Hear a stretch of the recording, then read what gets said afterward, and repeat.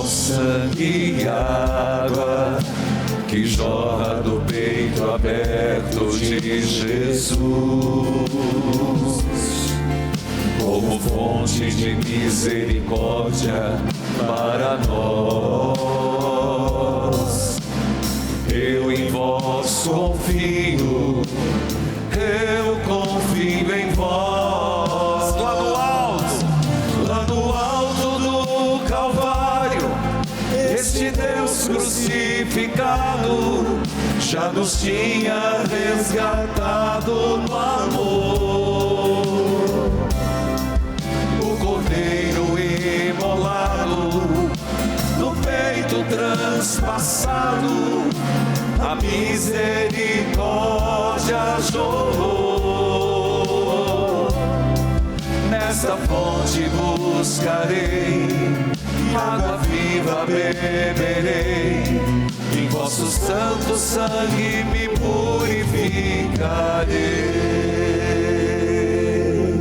Ó sangue e água que jorra do peito aberto de Jesus, hoje nós estamos dentro desse tempo pascal, mas o nosso olhar naturalmente passa pela cruz de Jesus, de onde água e sangue brotou.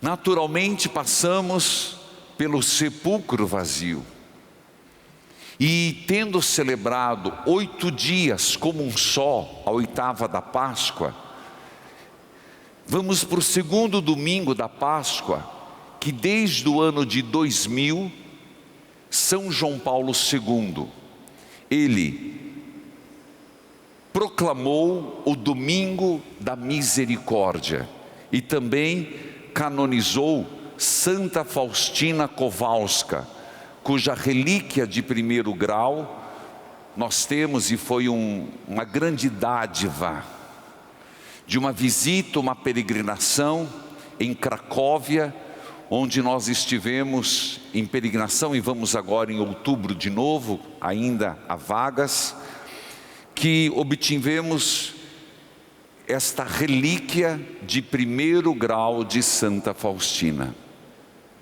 Antes de falar propriamente, lembremos de algo importante.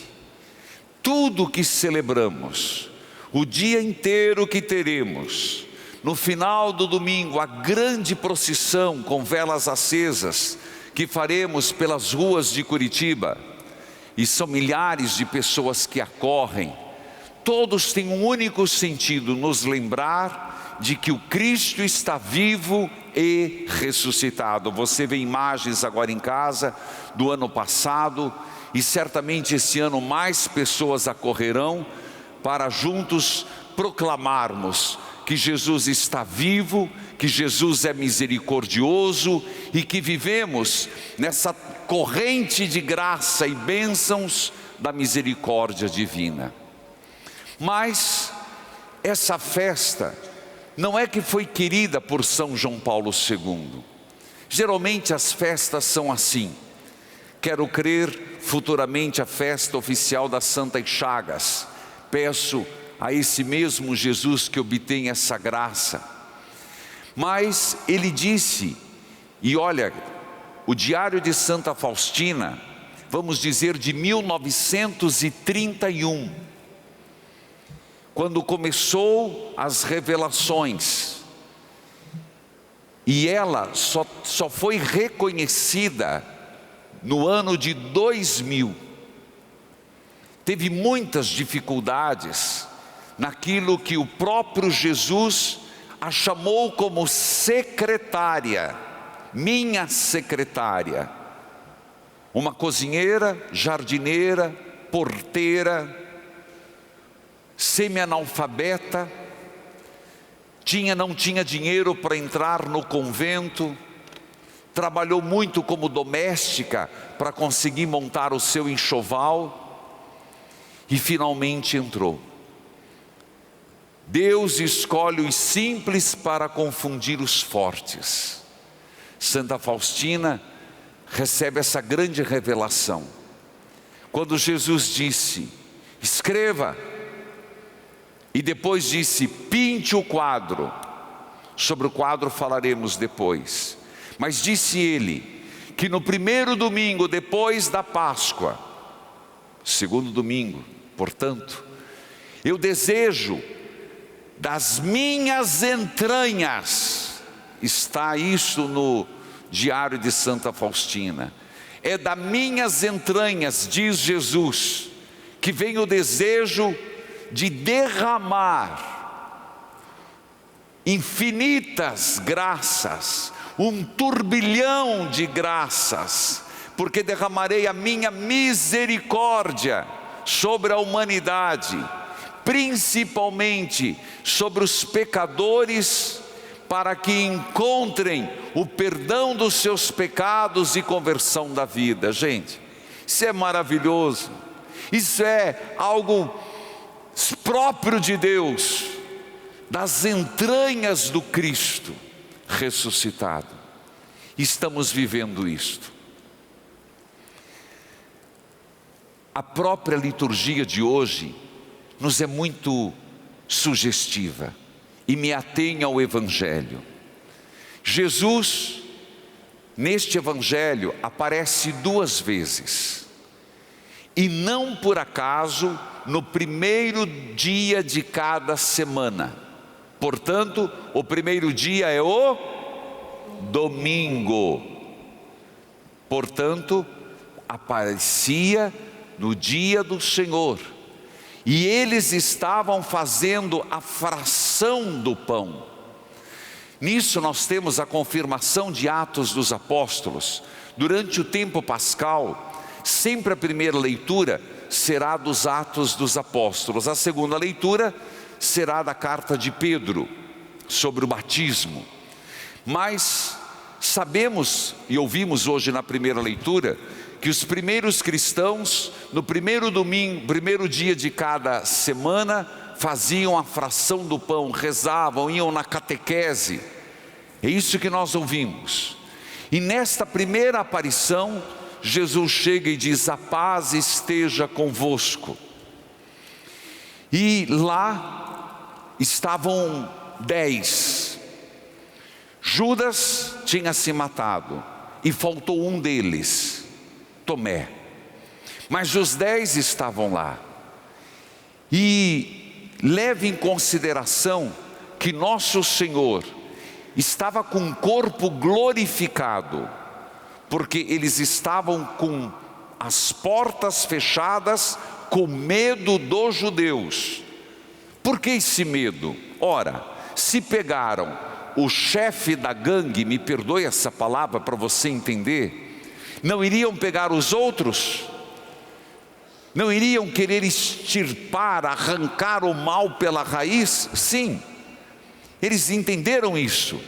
Pegaram o nosso mestre, agora virão sobre nós. Eles estavam com medo. Jesus chega dizendo: Shalom, paz. Corpo glorificado que passou pela porta. Mas é um corpo glorificado que quis, atenção gente, lembra que eu preguei semana passada, que não fiquemos olhando para o sepulcro vazio. Nós somos mais do que isso, nós temos outros sinais. Jesus aparece, eis aqui, Jesus das Santas Chagas. Ele aparece e diz: olhem, estava Jesus com os sinais da cruz, dos pregos, dos cravos. Olhem minhas mãos, olhem meu lado, olhem meus pés. Nesse primeiro momento, o que fez Jesus? Soprou sobre eles o Espírito Santo. Em João, no dia da ressurreição, vem o Espírito Santo. Hoje, o Senhor está dizendo: eu sopro sobre vocês o Espírito Santo de Deus. Então, mesmo neste domingo da misericórdia, nós somos agraciados, e um dos aspectos da própria misericórdia, o Espírito Santo sobre nós, para tirar o nosso medo. Você tem medo? Medo do quê? Sim, nós somos acometidos. Eu tenho meus medos fictícios, meus medos reais, tenho meus receios. Você vai colocando o nome que você quiser. Eu sou humano, e eu preciso dessa misericórdia para superar os meus medos. Medo faz parte da natureza humana, mas quando nos engessa,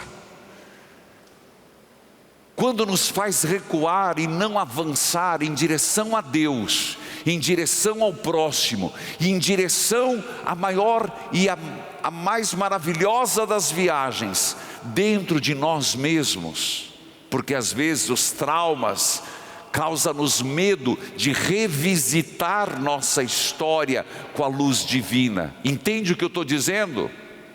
Medo em subir para Deus, porque tem que deixar coisas para trás. Medo de se aproximar do próximo, que o próximo é uma incógnita. Medo de revisitar o nosso passado por causa dos traumas e lançar luz. Nós precisamos dessa misericórdia divina. Isso é fundamental. Então hoje, só nessa primeira aparição, Senhor, tire esse medo, tire de mim esta covardia, e me faça audaz, corajoso em Cristo, nunca sozinhos. Faltou um, mas antes de falar da segunda visita, aparição, Jesus lhes deu o poder, soprou o Espírito Santo e instituiu o sacramento da confissão. O Espírito Santo então vem também nessa dimensão de perdoar os pecados. Faltava um, Tomé. Percebam aqui um fato. Você vai dizer, eu rezo sozinho, respeito, mas a experiência do Cristo vivo, isso João está dizendo, se faz na comunidade. Mas é tão confortável ficar em casa, assistir a missa na minha televisãozinha, sentado com a minha pantufa, ainda com o meu pijaminha. Não, filho, tem que se trocar, tem que colocar um sapatinho, tem que colocar uma roupa melhorzinha e vir para a igreja. Por isso que hoje, por exemplo, recebi uma senhora que veio com tanta dificuldade. Quanto tempo que a gente não se vê, não é verdade? Está ali, ó. Veio com dificuldade, veio com a muletinha dela, dificuldade, mas veio para a igreja. É na igreja, no seio da igreja, é na fração do pão, na Eucaristia, que fazemos a experiência do Deus vivo. Tomé não estava. Infelizmente, todo mundo fala, Tomé era um descrente. Vamos entender melhor. Tomé, João escolheu, porque ele faltou, gazeou missa naquele dia. Não gazei missa. Vá que era o dia que você ia encontrar Jesus e você gazeou. Gazeou para ir no shops, gazeou para ir não sei para onde, para visitar a Dona Mariaquizinha, Dona Mariquinha, Dona Zezinho, mas na missa não foi. Tempo para tudo teve. Não gazei missa. Jesus aparece a Tomé, e João coloca na figura de Tomé toda a dificuldade que nós temos. Ele não era uma pessoa ruim, por favor, ele é a personificação, ele é a imagem de toda a dificuldade que inclusive os apóstolos tiveram de compreender a ressurreição. Gente, foi tão difícil isso para os apóstolos, que até na ascensão, eu fico pasmo, Jesus sendo elevado aos céus, ainda tinha apóstolos que não criam nele. Estou sendo do Evangelho. Tomé, bendito seja Tomé, porque foi Tomé que traz à tona todas as nossas dificuldades, as nossas incredulidades. E veja que Jesus disse, Tomé, eis minhas chagas, toque-as. Existe dos quadros mais lindos, para mim é de Caravaggio. Se você quiser procurar no Google, você vai encontrar, não precisa muito esforço. Mas Tomé está com a mão dentro do peito de Jesus. Coisa mais linda, luz e sombra, as cores fortes, vivas.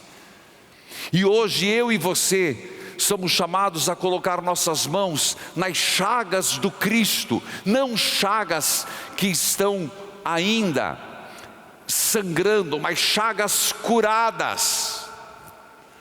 Mas qual é o ponto central? Não seja incrédulo, mas fiel. Quando João coloca na boca de Tomé, meu Senhor e meu Deus, João está escrevendo isso no ano 90, depois de Cristo. Havia um imperador que ele era meio louco e megalomaníaco. Ele construiu igrejas para ele em toda Roma, em todo o império, e ele se fez Deus. E todo o decreto começava assim: pelo nosso Deus, Senhor Domiciano. E a comunidade não é que começou a adorar ao imperador, começou a ficar com medo. Se eu adorar Jesus, eu vou morrer, porque começou a perseguição. Então, quando João coloca que Tomé disse, Jesus, meu Senhor, meu Deus, ele está dizendo que quem tem fé jamais vai se dobrar diante de um outro ser humano, mesmo que poderoso e realmente um império, só se dobrará diante de Jesus. Feito isto, eu gostaria de chamar a atenção. Ainda teria a missa das 11, depois teria a missa das 18, mas 3 aspectos do quadro de Jesus. Eu falei que foi Jesus que pediu à sua secretária que escrevesse: eu quero a festa da misericórdia. De 1931, só foi aprovada em 2000. Veja como os homens são, como nós somos. Mas ele mesmo disse: quando olhar para o meu olho, é o mesmo olhar que eu tinha na cruz. Muito forte isso. Segundo, esta mão abençoa, esta mão aponta para a fonte da misericórdia. E o que é a misericórdia? Nos raios pálidos ou brancos de purificação e do batismo, no raio avermelhado, é a Eucaristia e a reparação. Que nós possamos viver esta data, o dia todo culminando com a procissão, apenas dizer: Senhor, derrame sobre mim a vossa misericórdia. Amém.